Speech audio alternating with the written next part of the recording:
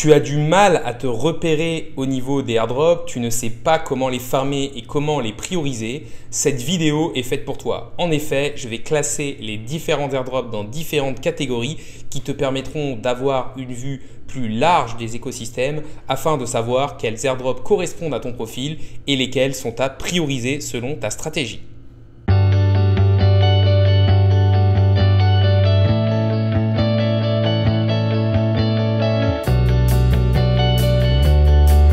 Salut à tous, c'est Inspecteur Crypto, bienvenue dans la vidéo du jour qui va être une tier list des différents airdrops. Je vais en effet les classer dans 4 catégories. La catégorie S pour les airdrops les plus importants et qui pour moi pourraient rapporter plus de 10 000 $. Les airdrops de catégorie A qui pourraient rapporter plus de 5 000 $, ceux de catégorie B qui pourraient rapporter plus de 1 000 $ et ceux de catégorie C qui pourraient rapporter moins de 1 000 $.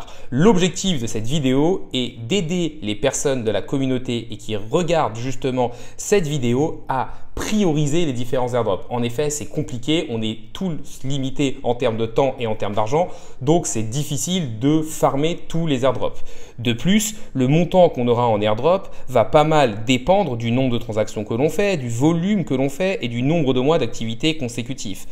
Pour moi, il y a deux types d'airdrops. Les airdrops sur testnet qui demandent justement du temps et les airdrops sur mainnet qui eux vont demander justement d'avoir des fonds. Et ça va dépendre aussi de votre portefeuille et de ce que vous êtes prêt à faire. Une autre chose que vous pouvez remarquer, c'est que pas mal des airdrops que je vais vous classer sont des airdrops qui ont été couverts sur la chaîne. Donc n'hésitez pas à vous abonner pour justement avoir de l'alpha au niveau des informations. Et si vous voulez plus d'informations sur chacun de ces airdrops, n'hésitez pas à aller voir les vidéos qui en parlent sur ma chaîne. Ça vous permettra justement d'être mieux informé. Donc, on va tout de suite rentrer dans le vif du sujet en classant les différents airdrops. Le premier, c'est Métis DAO que je mettrai en catégorie B. En effet, c'est un testnet, donc on va dire que vous aurez besoin juste de temps et de faire certaines transactions dessus pour vous rendre éligible. Et surtout, peu de personnes en parlent et pour l'instant, il n'y a pas énormément d'utilisateurs. Donc on va dire que c'est plutôt une bonne chose parce que ça peut vous permettre justement d'avoir, on va dire, une plus grosse part du gâteau de l'airdrop. Après, le côté un peu plus négatif, c'est que pour l'instant, ils n'ont levé entre guillemets que 11 milliards de dollars.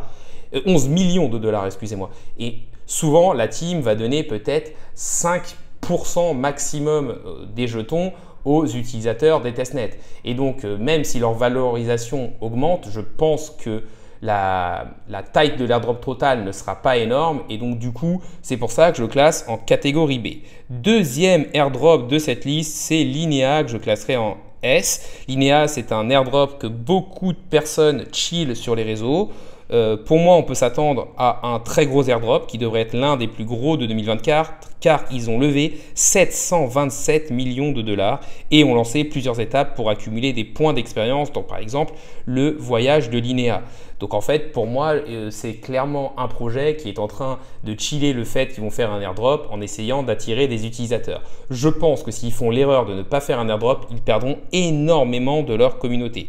De plus, leur capitalisation actuelle est estimée aux alentours des 7 milliards de dollars.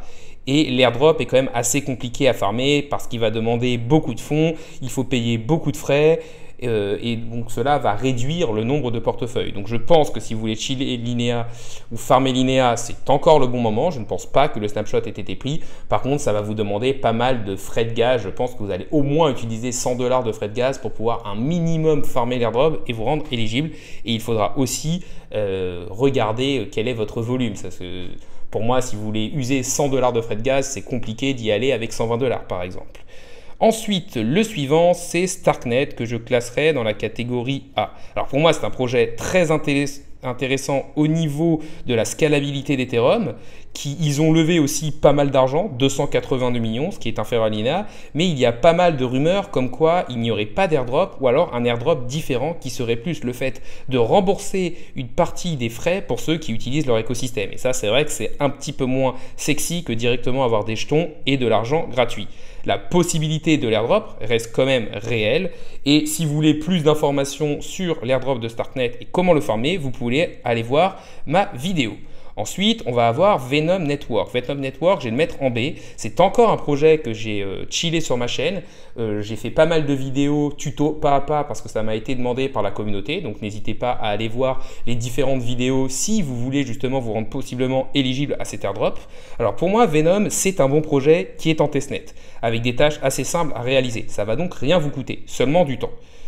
Par contre, pour le moment, on va dire que son gros point positif, c'est le côté gratuit, qui va réduire le risque, mais pour moi, il y a quand même deux gros points noirs. Le premier, c'est qu'il y a beaucoup de monde sur le testnet, ce qui va limiter le montant possible de l'airdrop. Et la deuxième chose, c'est que la fondation Venom a été dissoute alors qu'elle avait prévu de créer un fonds Web3 d'1 milliard de dollars. On peut donc se poser des questions sur le possible airdrop, même pour moi, s'il reste encore une réelle possibilité. Ensuite, on va avoir le jeton Layer 0 que je vais mettre en S. Layer 0, ils ont quand même levé 263 millions de dollars et sont évalués pour l'instant à plus de 3 milliards. Ça peut donc être un gros airdrop. Leur solution est utilisée par beaucoup de protocoles et leur écosystème ne cesse de grandir. Les promesses d'un airdrop sont donc probables, mais on va dire qu'il est difficile de savoir comment farmer cet airdrop. Je vous ai fait une vidéo sur ma chaîne pour vous donner des idées et des pistes pour pouvoir farmer cet airdrop, mais en fait, si vous voulez, c'est une solution d'interopérabilité. Donc, il va pour moi falloir utiliser les différents protocoles de l'écosystème et les protocoles justement qui utilisent leur solution pour possiblement se rendre éligibles. Ensuite, dans le même délire, vous allez avoir Wormhole qui est aussi une solution d'interopérabilité et qui a levé plus de 200 millions de dollars. Son gros point fort, c'est que c'est un projet qui est moins connu que les autres projets. On entend beaucoup moins parler que Linea par exemple. Et on va dire qu'ils sont indirectement reliés à l'écosystème Solana via justement cette interopérabilité. Ils sont par exemple utilisés par Jupiter. Et donc on va dire qu'ils peuvent profiter un peu de la hype qu'il y a autour de Solana. Peu de personnes sont dessus, ce qui peut permettre d'avoir des montants d'airdrop assez élevés. Le suivant, c'est zkSync que je classerai en catégorie A. Alors pour moi, zkSync, c'est aussi un airdrop que je vous ai mis sur la chaîne. Donc n'hésitez pas à aller voir ma vidéo si vous voulez savoir comment justement le farmer.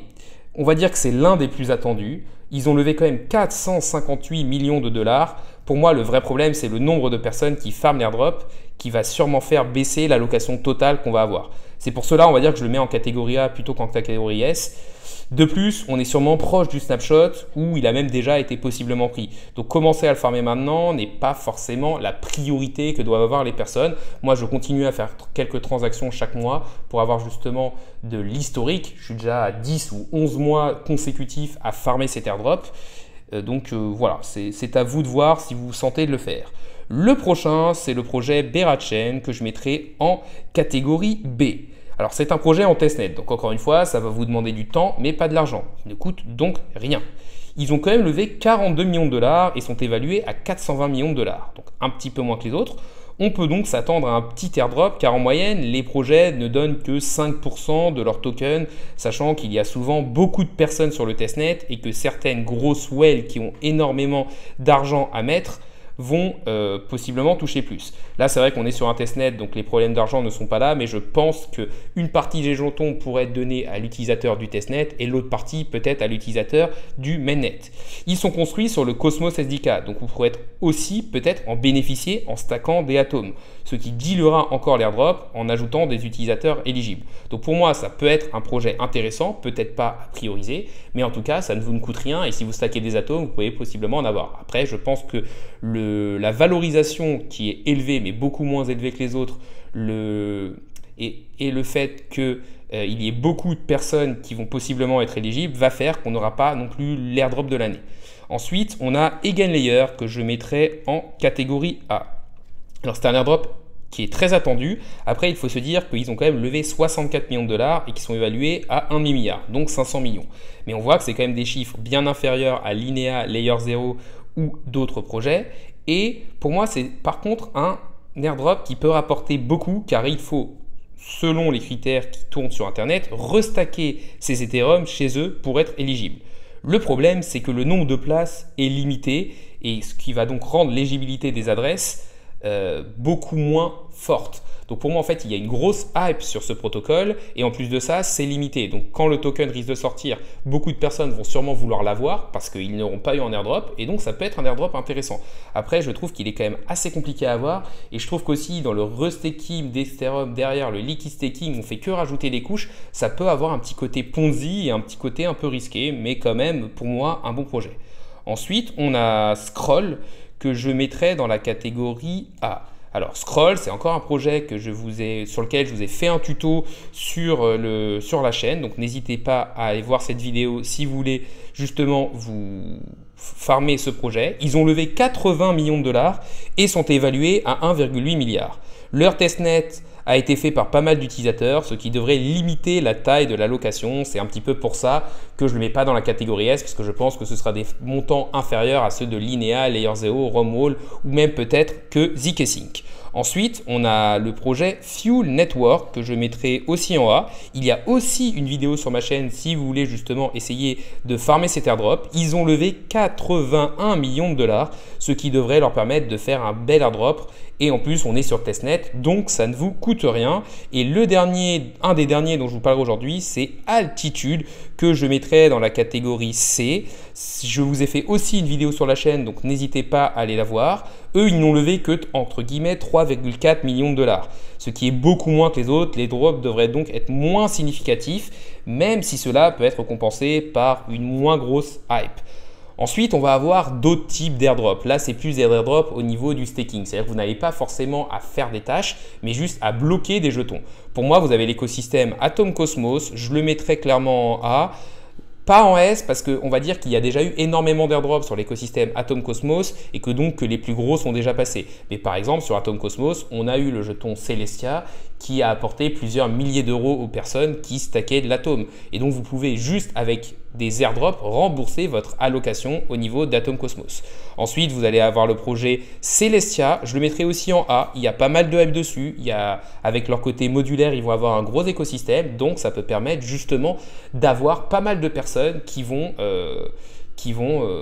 venir le farmer. Et donc, ça peut d'un côté amener une hype qui va faire qu'on va avoir des airdrops, que les projets vont vouloir se montrer et donc vous allez pouvoir toucher pas mal. Mais de l'autre côté, ça peut aussi réduire l'allocation par portefeuille. Ensuite, vous allez avoir Injective qui est exactement la même chose. C'est un projet sur l'écosystème Atom Cosmos qui devrait avoir un gros écosystème et donc il devrait y avoir des airdrops pour les personnes qui stake de l'Injective. Et ensuite, le dernier protocole dont je vous parlerai, c'est Solana. Alors, on va dire que j'ai du mal à le placer. Je pense que je vais le mettre en A. En fait, le problème sur Solana, c'est que les plus gros airdrops ont déjà eu lieu sur des protocoles qui étaient quand même assez difficiles à farmer. C'était des petits protocoles sur lesquels il fallait faire des actions et très peu de personnes l'ont fait. C'est pour ça qu'on a eu d'énormes airdrops. Et là, je pense que les plus gros airdrops sont passés, qu'on a une hype et que les airdrops à venir vont être assez faibles. Après, si vous cumulez tous les airdrops, parce que Solana a quand même un assez gros écosystème, vous pouvez peut-être atteindre justement plus de 5 000 $, mais je pense que ce sera vraiment sur plusieurs airdrops et qu'il faudra bien les suivre et ce sera peut-être des airdrops sur des airdrops qui permettront d'y arriver. On arrive sur la fin de la vidéo, donc déjà n'hésitez pas à liker, commenter ou à vous abonner, ça donne énormément de force à la chaîne. Pour résumer, je vous ai montré différents types d'airdrops, c'est-à-dire des airdrops sur testnet, des airdrops sur lesquels on doit faire différentes tâches sur des réseaux sur lesquels on paye des frais et des airdrops sur lesquels on va bloquer des jetons en staking pour justement profiter de l'expansion de leur écosystème pour toucher des airdrops. Autre chose, je les ai classés dans 4 catégories. La catégorie S qui pour moi sera la plus rémunératrice avec Linea, Layer0 et Wormhole. La catégorie A qui sera quand même bien rémunératrice avec Starknet, zkSync, EigenLayer, Scroll, Fuel, Atom, Celestia, Injective et Solana. La catégorie B qui pour moi sera un peu moins rémunératrice parce que soit le projet a levé très peu, soit parce qu'il y a des zones d'ombre avec Métis DAO, Venom et Berachain. Et en catégorie C, Altitude qui pour moi n'a pas levé assez d'argent pour faire vraiment un énorme airdrop. La vidéo du jour est maintenant finie. Salut à tous et à la prochaine.